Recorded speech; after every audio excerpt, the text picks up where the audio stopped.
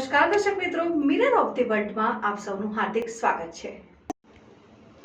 રણોલી વિસ્તારમાં આવેલ અક્ષર રેસિડેન્સીમાંથી એક ઇસમને માદક પદાર્થ હેરોઇન ડ્રગ્સ 39.71 ગ્રામ કિંમત ₹1,98,550ના જથ્થા તથા અન્ય મુદ્દામાલ મળી કુલ ₹2,16,250ના મુદ્દામાલ સાથે પકડી વડોદરા શહેર એસઓજીની ટીમ 26 જૂન international day against drug abuse and illicited trafficking દિવસ તેમજ ભારત સરકાર તરફથી 12 થી 26 જૂન સુધી નશામુક્ત ભારત પખવાડા જાહેર કરવામાં આવેલ છે।